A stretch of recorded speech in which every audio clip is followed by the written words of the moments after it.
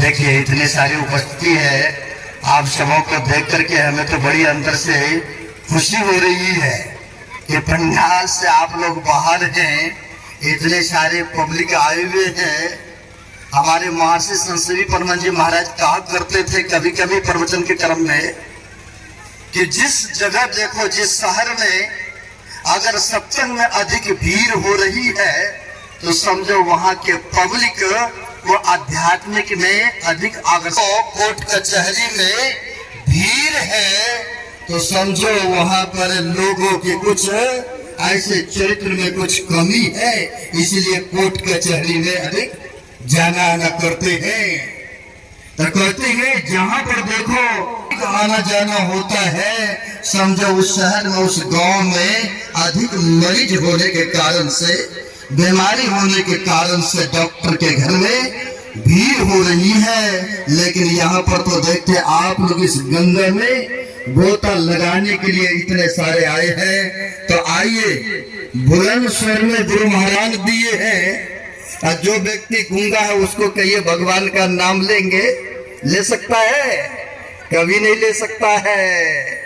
उनकी कृपा है, सुंदर सा आंख भी दिया है, आप लोगों को चलने के लिए पैर भी दिया है ना। तो जो अपाहिज है वो चल के आएंगे, यहाँ नहीं आ पाएंगे। आइए दोनों हाथ खड़े करके गुरु महाराज के बुलंद स्वर में जयघोष कर ले।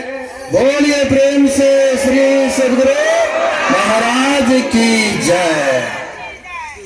अखंड मंडला कारणम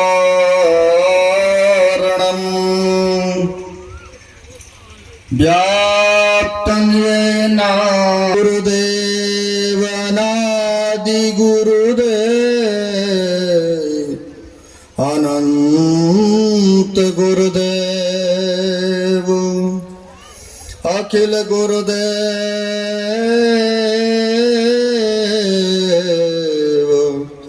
चरण गुरुदेव शरण गुरुदेव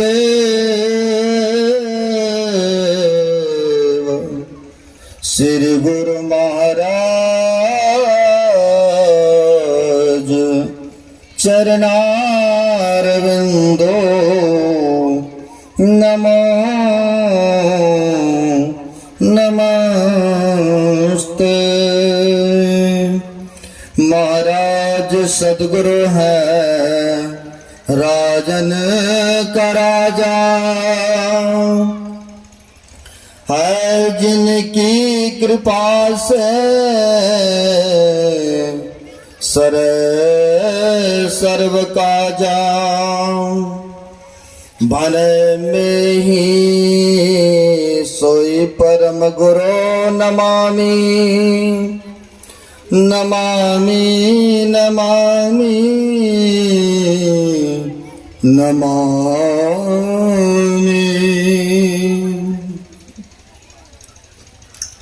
प्रातः स्मरणीय श्री भूषित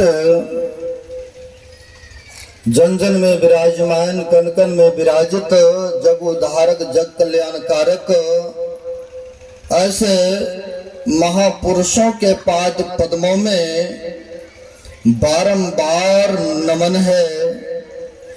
तीर्थों को भी पावन करने वाले मंचस्थ पूज गुरुजन आदरणीय संचालक साहब जी, उपस्थित सदगुरु के सद भक्तगण सबों को नमन है। अभी हम आप पवित्र ग्रंथ रामचरितमानस के आरण्य कांड से 9 प्रकार के भक्ति के संबंध में सुन रहे थे। पहला भक्ति यहीं से प्रारंभ हुआ करते हैं, जो अभी आप लोग इस समागम में आकर के बैठे हुए हैं। यो तो 9 प्रकार के भक्ति के संबंध में सुने हैं, और भक्ति का एक अर्थ होता है सेवा भी। हम उस मालिक का, उस परमात्मा का क्या सेवा करेंगे, कैसे करेंगे तो हमारी सेवा स्वीकार होंगे। तो कहते हैं अगर भक्ति करना चाहते तो पहले आइए संत महापुरुष के चरण में। भक्ति करते हैं तो लाभ क्या होंगे और नहीं करेंगे तो फिर हानि क्या हो जाएंगे। तो संचालक साहब सुना रहे थे, भक्ति निशानी मुक्ति की संत चढ़े सब धाय, जिन जिन मन आलस किया जन्म जन्म पछताए। अगर भक्ति करते हैं तो कहते हैं मुक्ति को प्राप्त कर लेते हैं मनुष्य, यानी जन्म मरण के दुखों से सदा के लिए छूट जाते हैं। दैविक जो ताप है इन त्रितापों से मुक्त हो जाते हैं। अगर नहीं करते हैं तो कहते जन्म जन्म पछताए। वो चाहते हैं कि हमें जन्म जन्म पश्चाताप करना पड़े या दुख उठाना पड़े। किसी को कहेंगे आपको जन्म जन्म दुख पसंद है कि सुख पसंद है, धड़ाक से हाथ उठा देंगे हमें तो सुख ही पसंद है। अरे दुख किसी को मंजूरी ही नहीं है, थोड़ा भी नहीं। लेकिन यहाँ पर महापुरुष कहते हैं अगर भक्ति नहीं करोगे तो जन्म जन्म पश्चाताप करना पड़ेगा, है ना। अब भक्ति कौन करेंगे? पशु करेंगे कि बड़ा सा हाथी का शरीर है वो करेंगे? कहते नहीं नहीं, ये मनुष्य ही कर सकते हैं, क्योंकि भक्ति करने का मनुष्य में वह ज्ञान है, सत असत का ज्ञान है। इसलिए कहते हैं मनुष्य ही भक्ति करने का अधिकारी है, मनुष्य ही कर सकते हैं। लेकिन मनुष्य भूले हुए हैं संसार में, है संसार में भूले हुए हैं। कहते हैं मदत बहुतक भांति का ताहिन जाने को, तन मद मन मद जाति मद विद्या मद राज मद उन्मद, इतने मद को रद्द करे तब पावे अनहद। लेकिन सबरी माई में किसी प्रकार का मद और घमंड नहीं था, तब ना भगवान आए उनके कुटिया में। लेकिन आजकल के लोगों को धन हो जाए, अगर सुंदरता आ जाए, विद्या हो जाए, अगर सगे संबंधी में भरपूर है तो वो कहते हैं मेरे जैसा कोई है ही नहीं, हम तो सब चीज में आगे हैं, उन लोगों से सबसे हम आगे हैं। लेकिन यहाँ पर कहा प्रभु राम ने अभी सुने हैं, कहा है जाति पाति कुल धर्म बराई, धन बल परिजन गुण चतुराई, अब भक्तिहीन नर सोवई कैसा, अब बिन जल बारिद देखिए जैसा। कहते हैं जाति में उच्च है, अगर उसके अंदर में सेवा भावना भक्ति ही नहीं है तो वह भगवान को प्यारा नहीं है। धन में बहुत बड़ा धनीमान है, अगर किसी का उपकार ही नहीं हुआ, धन से किसी को लाभ ही नहीं पहुंचा पाए तो धनवान होने का हुआ लाभ। किसी गरीब गुरबा को अगर दे ही नहीं पाए, भिखमंगा को खिला ही नहीं पाए, अगर कोई धार्मिक स्थान आप बना ही नहीं पाए तो धनवान होने से भी क्या लाभ होगा? कोई लाभ है?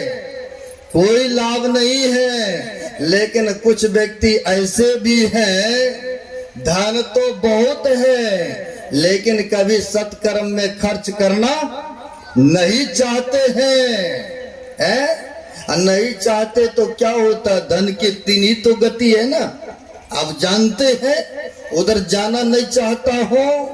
लेकिन यहाँ पर कह रहे हैं धन में बहुत बड़ा धनमान है, चलिए ये भी मानता हूं, लेकिन अगर भक्ति नहीं है उनके अंदर में तो कहते हैं बिन जल बारिद देखिए जैसा। बादल तो लगा घना घन, गरज भी हो रही है, लेकिन एक बूंद भी पृथ्वी पर जल नहीं गिरा तो कोई फायदा हुआ बादल का? कोई फायदा नहीं हुआ।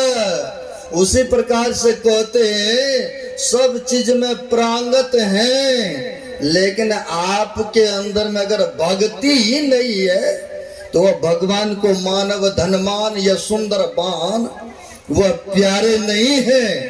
एक संत हो गए काशी में, संत पलटू साहब ने बड़ा अच्छा कहा है, साहब के दरबार में केवल भक्ति प्यार, केवल भक्ति प्यार, साहब भक्ति में राजी। साहब मतलब परमात्मा होते हैं ना, कहते हैं वह परमात्मा केवल भक्ति में ही राजी रहते हैं। यह नहीं कि धन दौलत ये वो में, ऐसा नहीं। ऐसा होता तो और भी बताते हैं। कहते हैं साहब भक्ति में राजी, कहते हैं तजा पकवान दासी सुत भाजी, जप तप नेम आचार करे बहुत तेरा को, खाए सबरी के बैर ऋषि मुनि सबर रोए। सबरी के कुटिया में पहुंचे हैं ना, माता सबरी का प्रसंग सुने हैं। तो यहाँ पर कहते हैं जंगल में बहुत सारे ऋषि मुनि थे, नहीं बहुत थे ना, लेकिन कहते हैं जप तप नेम आचार करे बहुत तेरा को, बहुत कर रहे थे। जब पता चला ऋषि मुनियों को कि प्रभु श्री राम एक सबरी माँ के कुटिया में पधारे हैं, लेकिन मेरे कुटिया में नहीं आया। इतना सुंदर महल मकान, इतना अच्छा मेरा कुटिया, लेकिन कहाँ गए? एक भिलनी के पास है। तो यहाँ पर कहते हैं जप तप नेम आचार करे बहुत तेरा को, खाए सबरी के बैर ऋषि मुनि सब रोए। गए हैं प्रभु राम, तो देखे है ना आप लोग, माता सबरी रोज लाया करती थी ना, कहीं आज ही ना आ जाए मेरा प्रभु, क्योंकि गुरु के वचन पर उनको पूर्णतः विश्वास था। कह गए थे मतंग ऋषि कि जब हम जाएंगे संसार से, तुम्हें मैं उपदेश दे रहा हूं कि तुम तब तक रहना जब तक प्रभु श्री राम तुम्हारे कुटिया में नहीं आ जाए, दर्शन ना हो जाए, तब तक शरीर को मत छोड़ना। जितना मर्जी अपमान होना पड़े, जितना मर्जी दुख को उठाना पड़े, लेकिन रहना इसी कुटिया में ही। आपको पता होगा जिस सरोवर से पानी लाया करती थी, जब मतंग ऋषि चले गए शरीर छोड़ के, तो क्या किए? पानी लाने से भी मना कर दिए ना। अपमानित, बहुत घोर अपमानित। तो यहाँ पर कहते हैं जप तप नेम आचार करे बहुत तेरा को, खाए सबरी के बाद ऋषि मुनि सब रोए। कहते हैं ऋषि मुनि सब रोते हैं कि एक भिलनी नीच वर्ण जात के पास में प्रभु श्री राम चले गए। आना चाहिए था मेरे कुटिया में, तो चले गए उनके। अब जब भगवान ही चले गए हैं तो सब आ गए वहां दर्शन पर्शन करने भी है आए हैं। पूछते हैं कहिए ऋषि मुनियोगण किसी तरह का कष्ट या दुख तो नहीं है, तकलीफ तो नहीं है? कहा प्रभु आपके कृपा से तो सब कुछ ठीक ठाक ही है, लेकिन क्या है, बस जिस सरोवर से हम लोग जल लाते थे ना, वह जल जो है गंदा हो चुका है, सड़ चुका है। अगर आपका चरण पड़ जाए उस सरोवर में तो हमें पूर्णतः विश्वास है वह सरोवर पवित्रमय हो जाएंगे, क्योंकि आपके चरण लगने से गौतम मुनि के जो शराब के कारण से अहिल्या पत्थर हो गई थी, आपके चरण लगने से वो भी दिव्य शरीर को प्राप्त किया है प्रभु। आप चरण रख दें उस सरोवर में। तो कहा ठीक है, ठीक है, तुम्हारी ऐसी इच्छा है तो चलो चलते हैं। गए प्रभु श्री राम, अपना चरण रखते हैं, लेकिन जल ज्यों का त्यों रहा। क्यों? क्योंकि उसने अपमान किए थे ना भक्तिनी सबरी माता का, यानी दूसरे को बिगाड़ करके अपना सुख शांति चाहते थे। क्योंकि हम इस सरोवर में लेंगे जल, इसको दूर से लाना पड़ेगा, यानी एक दूसरे से ईर्ष्या ने। बहुत ऐसे व्यक्ति मिलता है, दूसरे का काम बिगाड़ करके अपना खुशी मनाते हैं लोग ने। गांव समाज में भी बहुत देखने को मिलता है।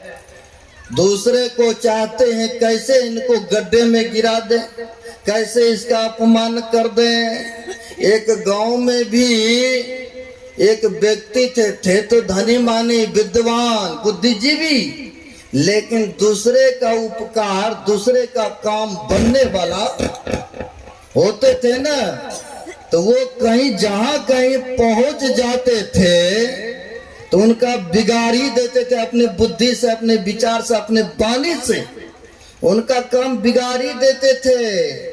तो गांव समाज के लोगों ने नाम ही रख दिया उसको बिगाड़ानंद, क्योंकि जो जैसा काम करते हैं उनका नाम उसी तरफ पड़ जाता है ना। लेकिन मुंह पर नहीं कोई कहते थे कि इसका बिगाड़ानंद ही नाम है, नाम तो कुछ और था, लेकिन वह सबका काम बिगाड़ते थे।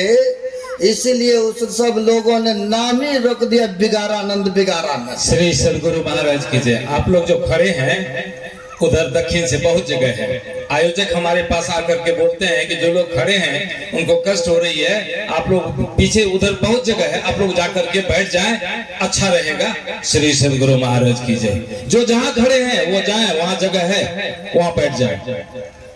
तो हम कह रहे थे कुछ आदमी ऐसे होते जो कि दूसरे का बिगाड़ने में लगे रहते हैं। बहुत ऐसा गांव समाज शहर में देखने को मिलता है।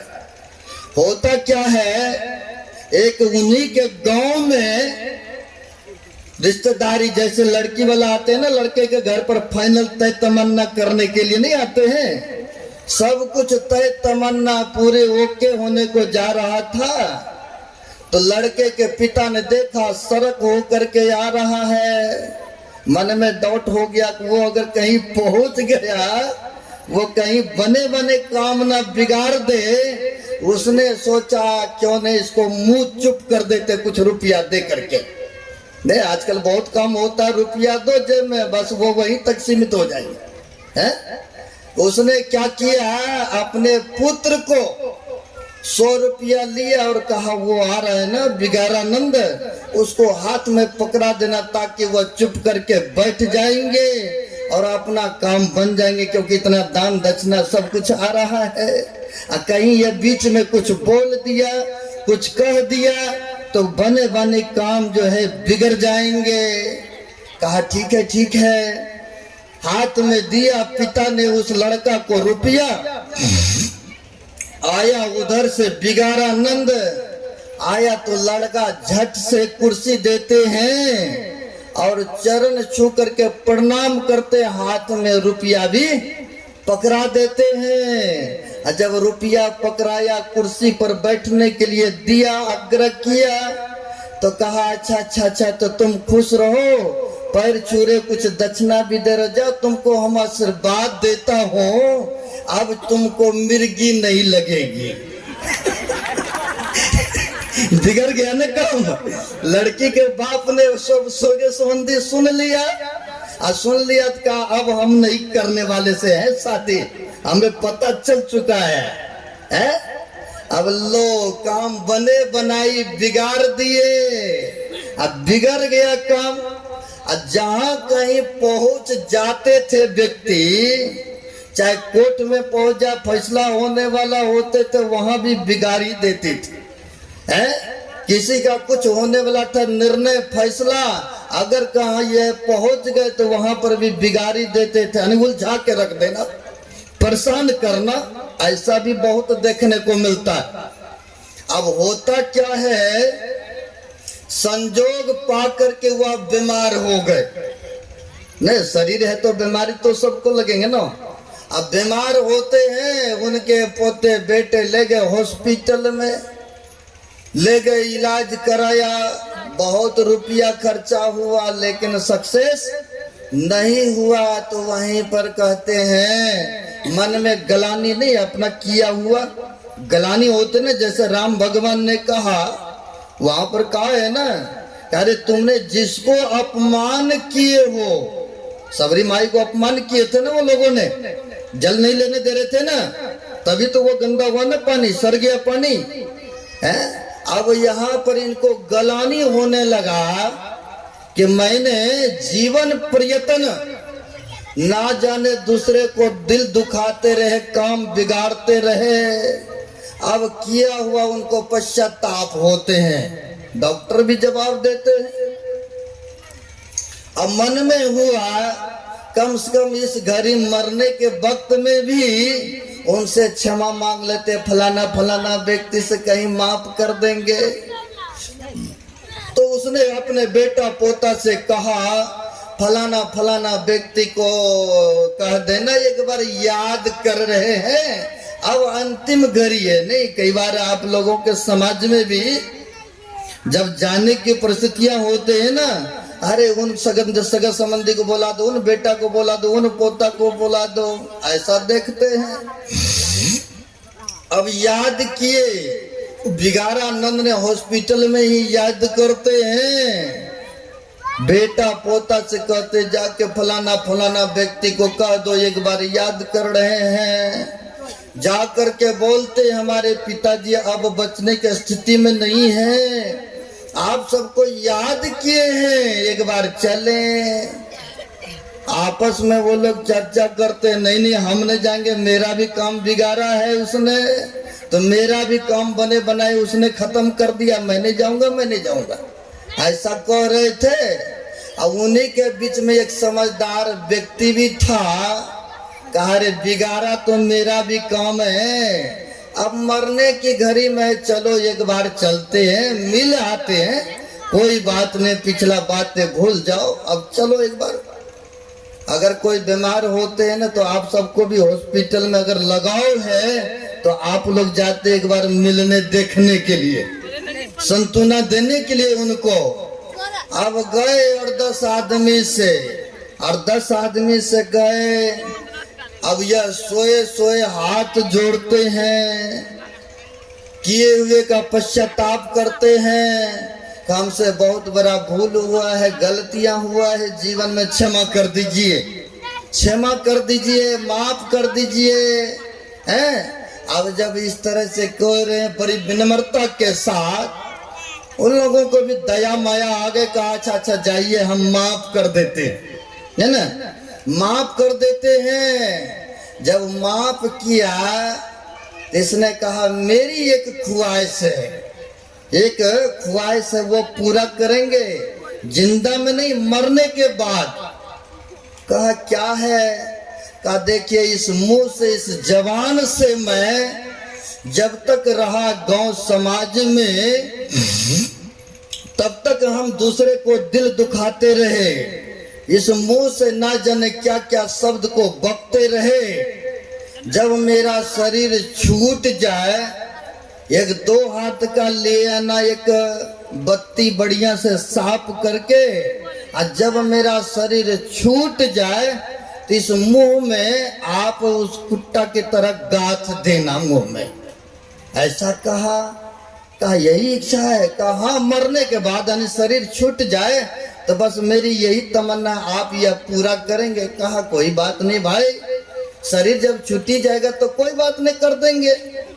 अब होता क्या है, एक दिन शरीर छूटा, और छूटने के बाद सबको गांव समाज को, वारे मरने के बाद इनकी यह तमन्ना था, इच्छा था, इनकी इच्छा को पूरा करो। गया बांस काट के लाया, और क्या करते, ठोकते हैं मुंह में, ठोक दिया। घरे में नहीं रखेंगे, लेके जेबो करेंगे ना। लेकर के फतोल अर्थी बनाया, लेकर जा रहे हैं कहाँ तो श्मशान घाट। अब उधर से देखते पुलिस की गाड़ी आ रही है। अब सोच लीजिए पुलिस की गाड़ी आ रही है। पुलिस ने देखा, कहा अरे मुंह के पास इतना उठा उठा है, क्या बात है, ऊंचा ऊंचा दिख रहा है। अब तो सब आदमी घबराने लगे। अब लगता है फिर कोई काम बिगड़ने वाला है। सोच रहे हैं ना आप लोग, हंस रहे, समझ में बातें आ रही है आपको, है ना। अब डर रहे हैं, कहा अरे जल्दी अर्थी को नीचे करो। नीचे करते हैं, कहा इसका कपड़ा उठाओ।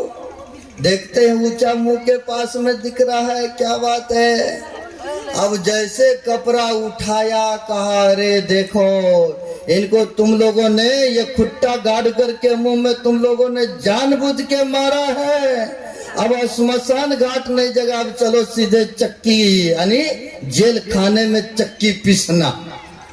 अब सब आदमी हैरान होते हैं, कहते अरे बिगाड़ा नंद, जब तक तुम रहा इस शरीर और संसार में तब तक तो तुम बिगाड़ते ही रहा, लेकिन शरीर छोड़ के भी चला गया, लेकिन हम लोगों का काम बिगाड़ करके तुम गया जबकि इस जेल में तुम दे करके गया। तो ऐसे सभी व्यक्ति होते हैं, दूसरे को बिगाड़ने में लगे रहते हैं ना। जैसे मतंग ऋषि जब तक रहा तब तक तो पानी जल लेने दिया, सब एक ही सरोवर से ले रहे थे ना। और जैसे शरीर छूटा पानी लेने से मना कर दिए। अब फलस्वरूप क्या हुआ, परमात्मा तो सब देखते हैं ना, उनको तो सब पता है। फलस्वरूप क्या हुआ, सर गई पानी। प्रभु श्री राम आया, कहा प्रभु आपका चरण पड़ जाए तो हमें विश्वास है कि वह जल पवित्रमय हो जाएंगे, थोड़ा कृपा कीजिए। गए हैं, दिया चरण, लेकिन पानी ज्यों का त्यों रहा। हालांकि कर सकते हैं, लेकिन कहा है अपना मान टले टल जाए पर भक्त का मान टलते नहीं देखा। अब प्रभु को नियम को बदलते देखा। हालांकि करने के लिए तो वो कुछ भी कर सकते थे ना, बड़े बड़े राक्षसों को मार सकते थे, हैं? तो क्या हुआ, जल को पवित्र नहीं कर सकते थे, लेकिन यहाँ भक्तों का मान रखते हैं, है ना। कहा जिनको अपमान किए हो, जिनको जल लेने से मना किए हो, जब तक उनको आदर से नहीं लाओगे, जब तक उनका चरण इस सरोवर में नहीं पड़ेगा, तब तक यह स्वच्छ और निर्मल नहीं हो सकता है। अब भगवान श्री प्रभु राम कह रहे हैं, मानना तो पड़ेगा ना। अब मानते हैं, आदर से लाए तो देखिए चरण रखते सारी पवित्रमय हुआ है। तो यहाँ पर कहते हैं पवित्र हुआ तो हुआ, लेकिन कहते खाए सबरी के बैर ऋषि मुनि सब रोए। कहते हैं माता सबरी में वह श्रद्धा, वह अटूट, वह विश्वास, वह सरलता, वह विनम्रता उनके अंदर में था, तब आए उनके कुटिया में। इतना ही नहीं, कहते हैं किन यज्ञ युधिष्ठिर बटोरा सकल समाजा, मर्दा सबका मान सोपच बिना घंट न बाजा। सोपच भगत को निमंत्रण नहीं दिए, सबको बुलाए नहीं। जब यज्ञ कर रहे थे सबको बुलाए, लेकिन सबको बुलाए भगवान कृष्ण का कहना था अगर यज्ञ पूर्ण हो जाएंगे तो आप ही 3 बार घड़ी घंट बजेंगे।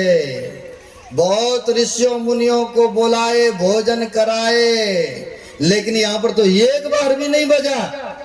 तब धर्मराज युधिष्ठिर जी महाराज पूछते हैं कि कौन सा भक्तों का भोजन नहीं हुआ प्रभु, जिसके कारण से घड़ी घंट नहीं बज रहा है अभी तक।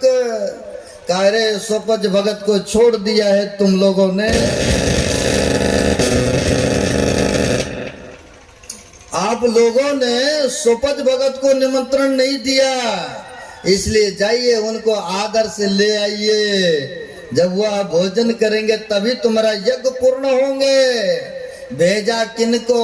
भीम को नहीं, भीम को जिसको 10,000 हाथी का बल है। भाई की आज्ञा को तो मान लिए, लेकिन जाते हैं मन में भिन्नता खिन्नता। क्या तो कहाँ भेज दिया है, डोम के पास में गए, कोई प्रणाम पाती नहीं। कहते सीधी सीधी आप चलिए, हमारे भाई साहब बुलाए हैं भोजन प्रसाद ग्रहण करने के लिए। संत जो होते हैं जानी जान होते हैं, इसके अंदर में अहंकार बोल रहा है।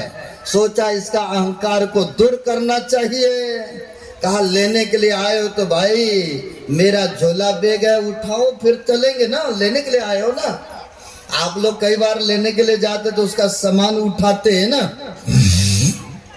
उठाने के लिए गए, एक उंगली को लगाते हैं, जिसको 10,000 हाथी का बल था, एक उंगली लगाते हैं संतों की झोली बैग उठाने में। लेकिन वह संत महापुरुष का है, एक उंगली से झोली नहीं उठा महापुरुषों का, पूरे हाथ का बल लगा दिया, पूरे भुजाओं का बल लगा दिया, लेकिन फिर भी संतों की वह झोली नहीं उठा सके। और कहा आपको चलना हो चलो, नहीं तो पड़ा रहो इस कुटिया में। संत तो जानी जान कहा जाओ जाओ, तुम्हारे पास नहीं जाना है। अब वैसे भी राजाओं का अन्न वो पवित्र होता है, चलो हम नहीं जाएंगे, हम तो भाव के प्रेम के भूखे। अब गए खाली हाथ लौट करके, पूछा धर्मराज युधिष्ठिर जी महाराज ने क्या हुआ? कहा नहीं आया मेरे साथ।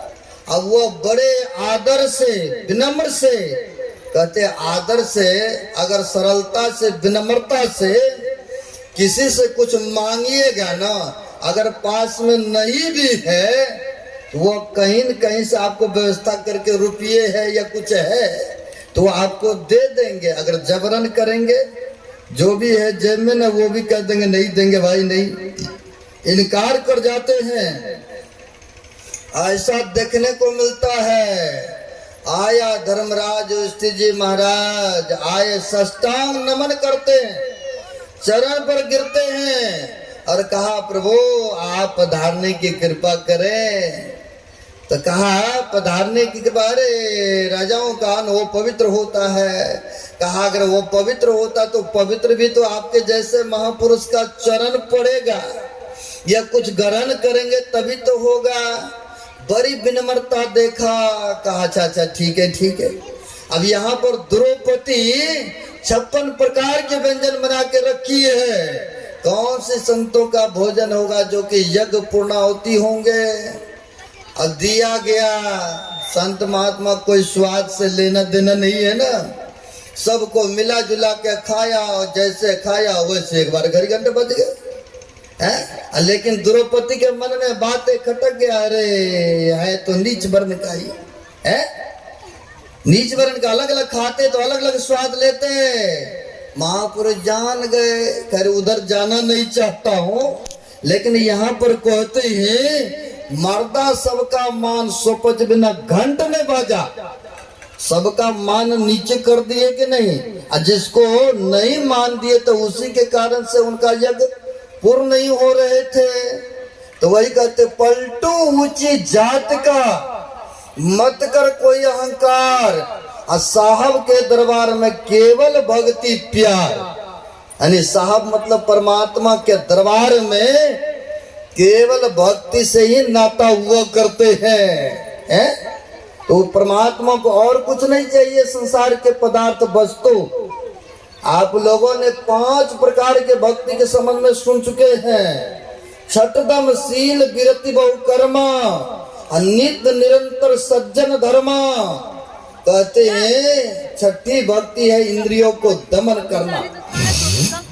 ये नहीं मन जो कहा उसी के पीछे दौड़ पड़े, जो हुआ वही करने लग गए। कहते नहीं नहीं, सज्जन का काम है सजनता वाला कर्म करना, यानी अच्छा कामों को करना। छठी भक्ति कहते यही है कि इंद्रियों को दमन करो, अपने आप को बस करो। यह हुआ छठी भक्ति। सातम सम मोहि मैं जग देखा, अब मौते अधिक संत कर लेखा। राम भगवान ने ये नहीं कहा कि मेरा दर्शन हो गए और तुम्हारा काम पूर्ण हो गए, ऐसा प्रभु श्री राम ने नहीं कहा। कहते हैं हे सबरी, हमसे भी अधिक करके संतों को मानना। कहा है प्रभु राम ने, हमसे भी अधिक करके संत महापुरुषों को मानना। क्यों ऐसा कहा?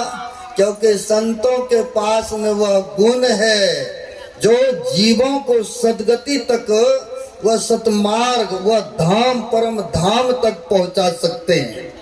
इसलिए कहते हैं हमसे भी अधिक करके संतों को मानना। जब प्रभु श्री राम ही कह रहा है तो हम लोगों का क्या कर्तव्य होता है? हम लोगों को ये थोड़ी है कि उनको पूजो, उनको आराधना करो, उनको करो। जब प्रभु श्री राम ही उपदेश दिए हैं, माता सबरी को माध्यम बना करके, तो उनका वचन को तो मानना चाहिए ना हम लोगों को, है? तो कहते हैं संतों को अधिक करके मानेंगे। संत जो पहुंच गए हैं, जिन्होंने आवरण को भेदन कर गए हैं, और जो संतों के सानिध्य में रहते हैं, जो संतों की सेवा करते हैं, तो कहते हैं सेवा का फल मेवा मिलता है। जैसे माता सबरी को मिला, सेवा में तो बहुत थे, लेकिन उस तरह का सेवक नहीं रहने कारण से जो मिलना चाहिए सबको वो नहीं मिला। मिला किनको? तो सबरी माई को। वो कहाँ गए वो सेवा करके? तजी जोग पावक दे हरि पद लीन भय, उस परमात्मा में जाकर के लीन हो गई ना, क्योंकि उन्होंने संतों के सानिध्य किए थे और संतों की कहे अनुसार चली थी।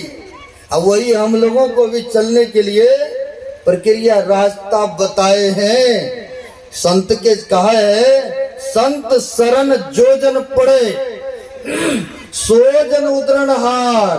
यानी संतों के सानिध्य जो करते हैं, जो प्रभु श्री राम ने कहा हमसे भी अधिक करके संतों को मानना और संतों की आराधना करना, संतों की सेवा करना है। अब भक्ति का अर्थ दूसरा होता है सेवा भी है। तो हम आप क्या सेवा करेंगे? जो गुरु की आज्ञाओं का पालन करते हैं, गुरु की सेवा करते, गुरु की जहां तक होता है वचन पर रहते हैं, तो गुरु जी का कृपा उनके ऊपर बरसते हैं। तो कहा एक फरीद साहब थे। अब फरीद साहब के साथ में बड़े निक पाक, बड़े शुद्धाचारी एक सेवक रहते थे, जो कि सब काम करते थे। आश्रम का आया गया देखभाल, गुरु जी को नहवाना, खिलाना, धोना, सबके आए गए का सेवा सत्कार करना। जैसे माता सबरी झाड़ू लगाती थी ना, जब साधु ने पकड़ा, कहा इसको दंड दिया जाए। कहा दंड में यही है, इनको कुटिया एक बना दो, ये भी यहीं पर रहेगी, भजन करेगी ना। पहले जब जंगल में छोड़ा तो देखा ना कि मतंग ऋषि जाते स्नान करने, तो सोचा कोई साधु सेवा करते हैं तो क्यों नहीं यही सेवा ले लें। जिन किसी का सेवा होता है, बेशक हाथ उठा के मुंह खोल के आपको आशीर्वचन नहीं देवे, लेकिन अंदर दिल से जरूर आशीर्वाद मिलता है ना, जरूर मिलता है। अब यहाँ पर भी फरीद साहब के सेवा में बड़े मनोयोग पूर्वक सेवा करते थे। अब सड़क सड़क जाते थे, बाजार का भी काम करे आते थे, कुछ भी घटा बढ़ा तो। जब जाते थे पैदल यात्रा करते हुए, एक माई देख करके बड़ी टीचरा मजाक करती थी कि देखो कितना सुंदर, कितना हट्टे कट्टे, कितना अच्छा पढ़े लिखे, काम करने के डर से यह साधु फकीर बन गया है। बहुत ऐसा कहते हैं, काम काज के डर से यह साधु फकीर बना है। अब माई न जाने तरह तरह के बात कहती थी, तो साधु बाबा सोचे जब भी इस होकर के गुजरते हैं तो माई कुछ ना कुछ कही देती है। सो क्यों ने अब घूम करके हम जाएंगे, नहीं जाएंगे इसकी टोल, नहीं सुनेंगे इसकी बोल। अब उसने घूम करके जाने लगे। अब कई महीनों के बाद फरीद साहब बरमूर्त में स्नान करते थे। सर्दी का मौसम था, आग को राख में दबा करके रखते थे। पहले जमाने में रखते थे ना आग को दबा करके, ताकि सुबह भी काम आ जाएंगे। संजोग बस वह आग बुझ चुके थे। अब ढूंढने लगे, यहाँ वहां कहीं नहीं दिखा। तो देखते वही माई को हुक्का पी रही है। अब तो नहीं देखने को मिलता है, लेकिन बहुत पहले पीते थे। अभी भी आप राजस्थान जाएंगे या हरियाणा जाएंगे तो अभी भी चलता है वहां पर, है ना। अब देखते हैं वह माई चौबारे पर पी रही है। अब ये चढ़ गए, क्योंकि गुरुजी को स्नान कराना है ना गर्म पानी करके। चढ़ गए, कहते माई थोड़ा आग दे दो। अब जब आग मांगे, कहा आग के बदले हम कुछ देना पड़ेगा, शर्तें मंजूर है। अब ये भी सोच में पड़ गए क्या मांगेगी। सोच विचार करने के बाद कहा अच्छा ठीक है, मांगो क्या मांगती हो, मांगो क्या मांगती हो माँ। कहा इतना तुम्हारे गुरु प्रति श्रद्धा है। कहा अच्छा आग के बदले में एक आंख दे दो तो तब जानेंगे आपकी गुरु भक्ति है। इतना कह करके वह माई चले गई घर के अंदर।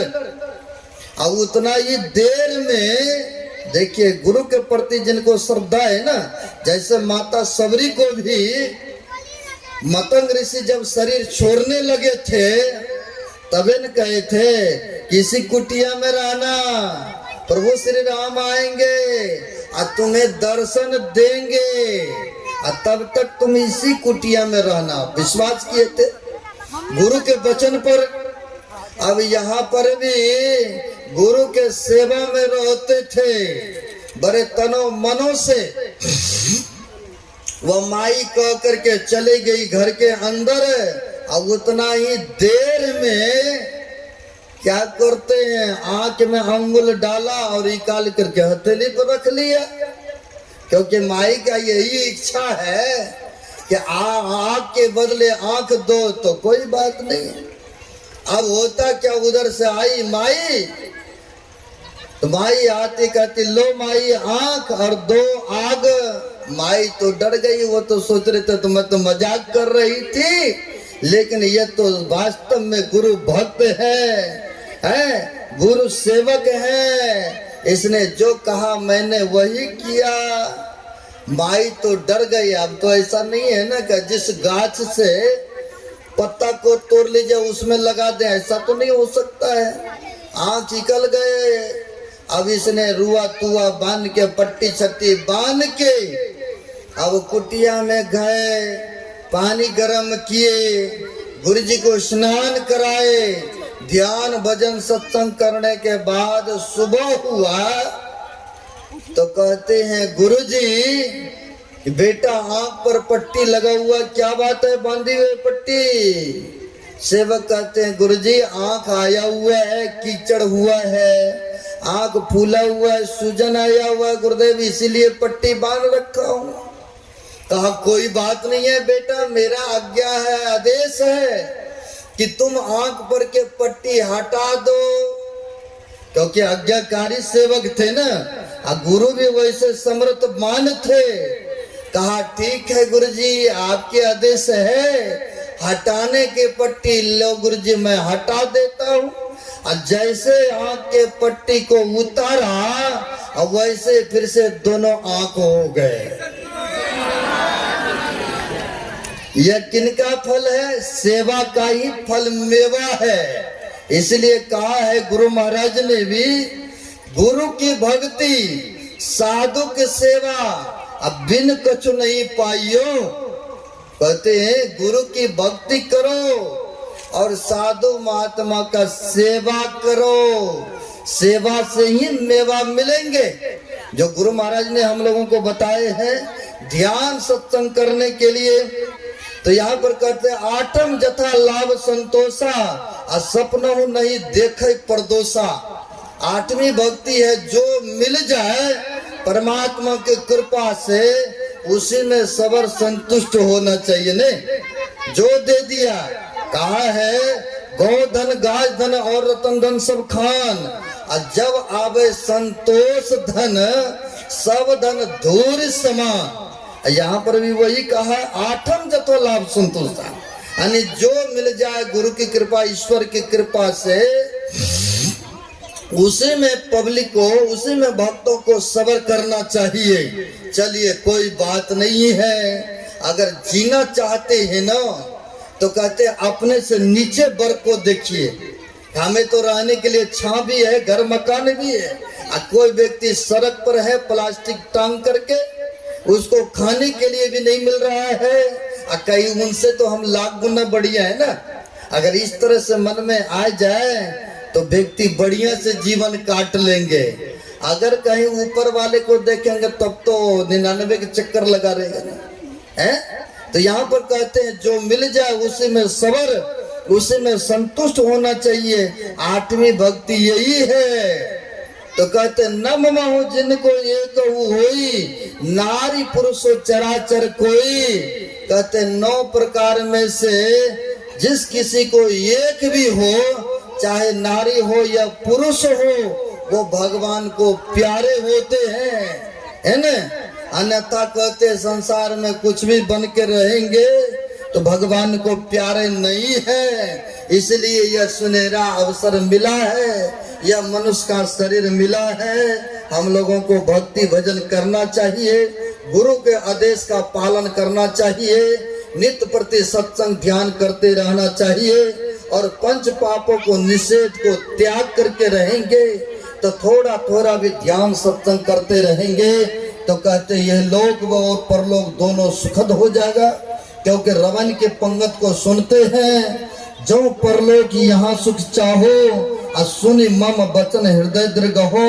कहते परलोक में भी सुख चाहते हो और इस लोक में भी चाहते हो तो संतों के वचन को सुनी मम वचन हृदय दृढ़ हो, यानी मन में विश्वास दृढ़ता के साथ धारण कर लो, उस पर चलो। गुरु महाराज ने जो बताया है नित्य प्रति सत्संग ध्यान करने के लिए वह करते रहेंगे तो कहते हैं ये लोक और दोनों परलोक दोनों सुखद हो जाएगा, मंगलमय हो जाएगा। पब्लिक भी उठने